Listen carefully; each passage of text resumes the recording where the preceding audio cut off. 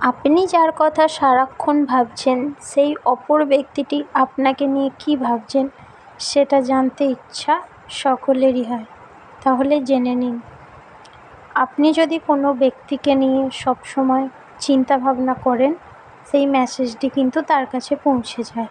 আপনি যখন তাকে নিয়ে পজিটিভ কিছু ভাবেন, যেমন ধরুন আপনি তাকে খুব ভালোবাসেন, সে একজন খুব ভালো মানুষ, তখন কিন্তু সেই মেসেজটা সেই ব্যক্তিটির কাছে পৌঁছে যায় এবং সে একটা এনার্জি ফিল করে এবং সে বুঝতে পারে যে আপনি তাকে নিয়ে ভালো কিছু ভাবছেন বা সেও আপনার সম্বন্ধে তখন ভালো কিছু ভাবে।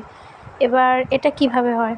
এটা প্রকৃতির নিয়ম। আপনি যখন কাউকে নিয়েও ভাবছেন তো আপনার বিষয়ে কোনো কিছু তার মাথাতে অবশ্যই আসে। এটা নতুন কিছু না। আপনিও কোনো না কোনোভাবে এটা নিশ্চয়ই দেখেছেন। আপনি হঠাৎ করে কারো কথা ভাবছেন, কিছুক্ষণ পরই দেখেন সেই ব্যক্তিটির ফোন এসে গেছে, তার সাথে যোগাযোগ হয়ে গেছে বা কোথাও দেখা হয়ে গেছে। আবার আপনি যদি কাউকে নিয়ে খারাপ কিছু ভাবেন, নেগেটিভ কিছু, যে ও ভালো না, ও সবসময় খারাপ করে, ও যখনই থাকে ঝগড়া করে, এইসব যখন চিন্তা ভাবনা করেন তো সেই ব্যক্তিটির কাছেও কিন্তু সেই এনার্জিটা পৌঁছে যায়।